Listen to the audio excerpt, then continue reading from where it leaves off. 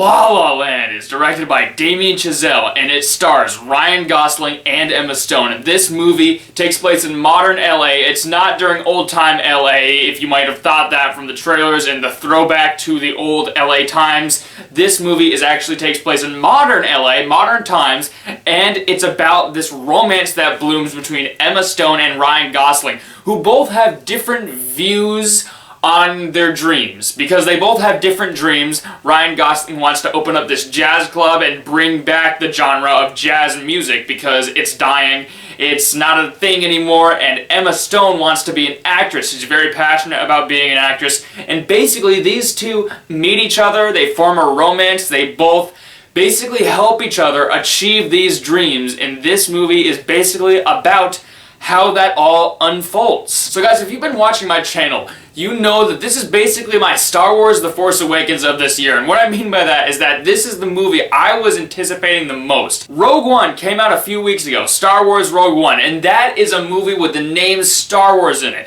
My favorite franchise of all time, yet I was still more excited for La La Land than I was for Star Wars Rogue One because this movie looked so good. I've mentioned that I'm a huge fan of jazz. I love the genre. It's my favorite musical genre. I love Damien Chazelle's take on Whiplash. Whiplash is one of my favorite movies of all time, like I've mentioned before. And I love musicals when they're done right. There are a lot of musicals I really dig. And this movie looked like it was a throwback to old musicals like Singing in the Rain. So I was excited out of my mind for this movie, especially because the trailers looked so good. I was honestly so excited to the point where I thought I might be disappointed with this movie because I was hyping this movie up to be my favorite of the year, just like Force Awakens. And guys, this movie did everything I wanted and more. La La Land was outstanding. This is not only my favorite movie of the decade, but it's my favorite musical of all time, I'm pretty sure. I have to think about that, but I'm pretty sure it's my favorite musical of all time. And that's saying a lot, because there's a lot of musical competition. Now I'll start with Emma Stone, because she's basically the lead of this movie. Ryan Gosling, it is very much about him too, but I feel like Emma Stone is the main focus, even if Ryan Gosling is also one of the main focuses of the movie. Emma Stone is like the actress that you focus on for the majority of the movie. Emma Stone's character is fantastic. She's adorable. She's pretty. Her singing voice was extremely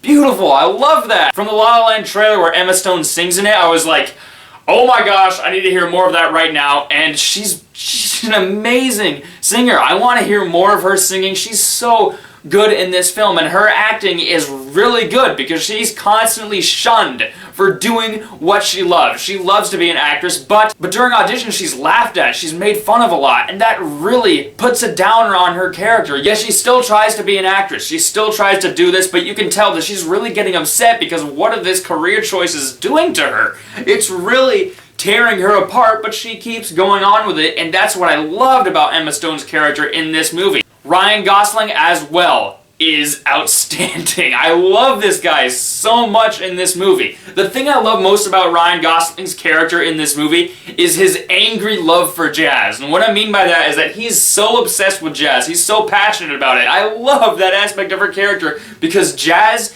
is my favorite musical genre. I think it's so underappreciated, and I love how Damien Chazelle's been trying to bring it back with his recent films like Whiplash and this movie. They both explored why jazz is dying, and I love that about Gosling's character. He's passionate about it, and he also explains the genius of jazz. I love the scene in the movie that a lot of people have been talking about where Ryan Gosling sits Emma Stone down in this restaurant place, and he explains to her why he loves jazz so much, and I'm like, I can relate to that! Yes! The two characters really do balance each other out because they both have dreams and they both help each other accomplish said dreams. And I also haven't even begun to talk about the romance between them. It's so good! They have some of the best chemistry I've ever seen. Ryan Gosling and Emma Stone have been in movies before as a couple. They've been in Crazy Stupid Love and they've been in some other movies I can't remember, but they have been a couple in movies before, and I think it really was wise to choose a couple that have been in movies before as a couple because that could have been easier for the actors, and it really shows because they have chemistry that is so good, and these characters are constantly likable and constantly relatable. They were such a good pairing in this movie. I love the banter between the fourth of them. I thought they were a very adorable couple too, which is rare that I say that in movies, but their couple was so good. Screw the choice. This is how you do romance. Also, I gotta mention the music in this movie. It is euphoric.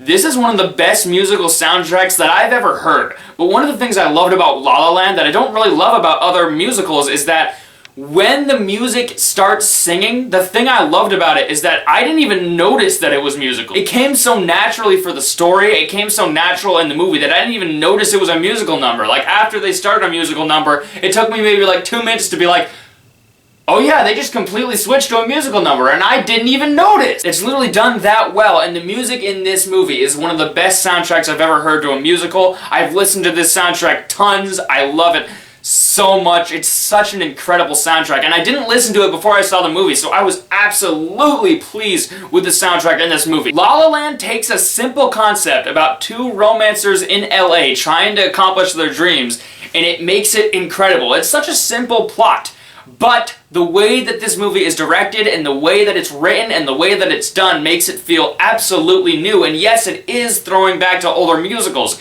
You got Ryan Gosling and Emma Stone doing tap dancing and singing jazz songs. It's similar to Singing in the Rain, but the way that Damien Chazelle does this movie makes it feel so fresh and new, and the writing in this movie is literally genius. Every scene felt real, every scene felt like it could actually happen. This is the most realistic, I guess, musical that I've ever seen. I felt like all the stuff in this movie could actually happen. And it's not like the musical songs don't move along the story, because they do. There's a lot of musicals where the music is just there for the heck of it and it doesn't move along the story, but the music in this movie really does move along the story. And Justin Hurwitz is such a good composer that he makes the songs incredible. And during the musical sequences, they also film a lot of scenes in one shot. In fact, a lot of scenes in this movie have virtually no cuts. It's like Birdman, kind of, in a way, because there are so many scenes in this movie where it's just one take and the actors have to act in this one, like, 10-minute one shot that's in like 10 minutes. I'm actually not exaggerating. That's basically how long a lot of shots were in this movie and conversation scenes. And the direction of this movie is so genius because Damien Chazelle, you can tell, put his heart,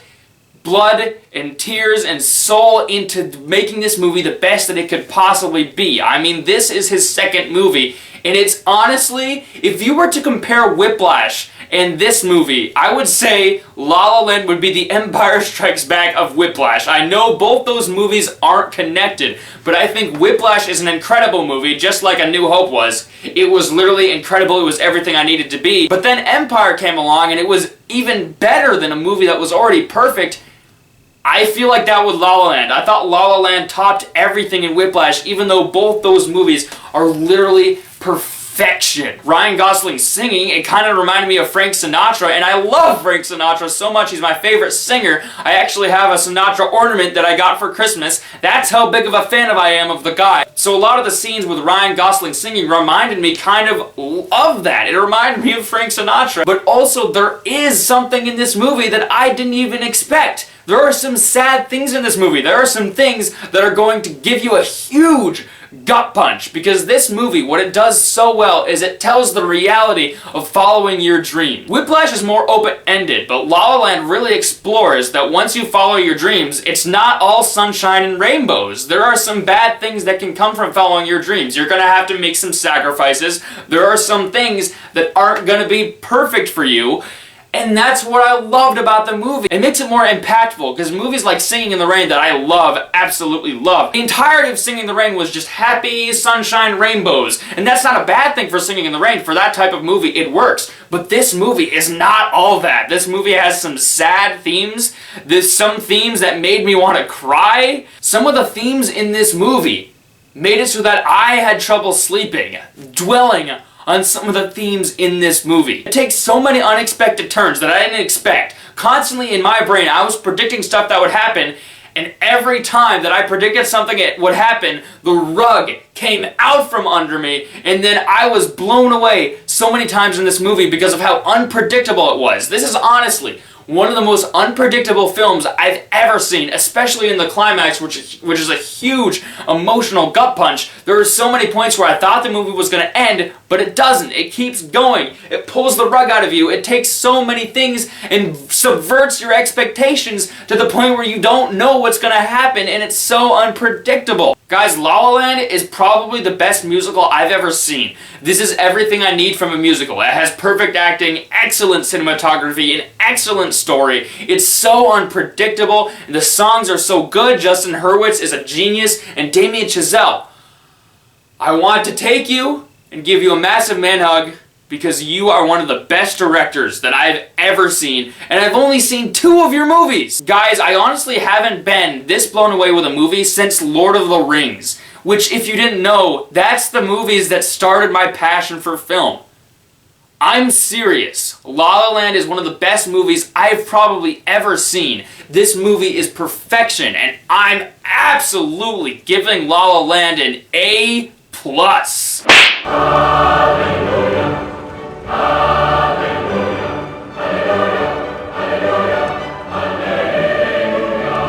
Guys, if this movie is playing in a theater near you, you need to check it out immediately, because this is seriously a movie that I want to watch again and again. Even if you're not into musicals, you probably still love this movie. I know plenty of people that aren't a huge musical fan that really like this movie, and I'm honestly a really big musical fan, so I might have liked it even more than they did, but I mean, if you're not a musical fan, you're gonna like this movie because of how genius it is. So guys, if you like my review of La La Land, be sure to like this video, be sure to subscribe, be sure to follow me on Twitter and Instagram, and I'm hopefully gonna have a review for Fences soon. I'm pretty sure that's gonna be my last review of 2016. And look out for my best and worst lists towards the end of this week. I cannot wait to do those. It's finally time. I've been hyping this up for such a long time, guys.